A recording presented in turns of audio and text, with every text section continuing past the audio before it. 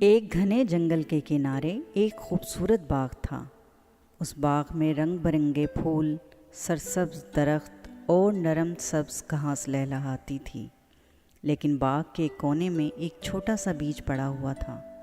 اس بیج کا نام امید تھا۔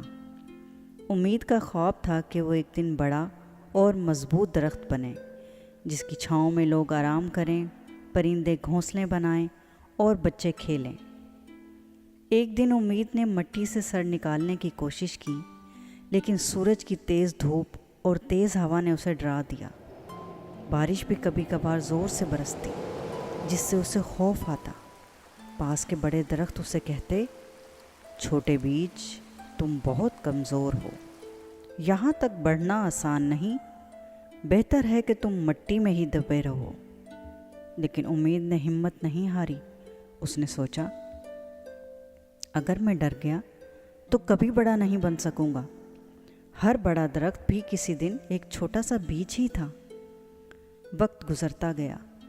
امید نے آہستہ آہستہ جڑیں مضبوط کیں، سورج کی گرمی کو برداشت کیا، بارش کے پانی کو جذب کیا، ہوا کے تھپیڑوں میں جھولا، لیکن ہر بار پہلے سے زیادہ مضبوط ہو گیا۔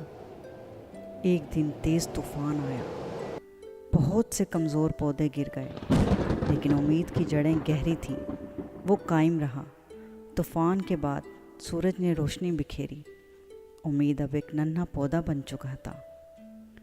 سالوں کی محنت اور صبر کے بعد امید ایک خوبصورت اور مضبوط درخت بن گیا۔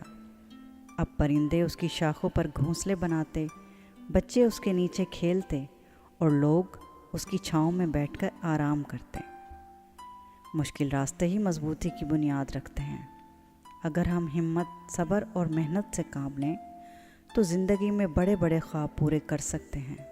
کہانی ختم ہوئی، لیکن نیکی کا پیغام دلوں میں باقی رہے گا۔ اگر آپ کو یہ کہانی پسند آئی تو لائک کرنا نہ بھولیے، سبسکرائب کیجیے اور بیل آئیکن ضرور دبائیے تاکہ آپ کو ہر نئی کہانی کی خبر سب سے پہلے ملے۔ پھر ملیں گے ایک اور نئی، پیاری اور سبق آموز کہانی کے ساتھ۔ تب تک کے لیے اللہ حافظ۔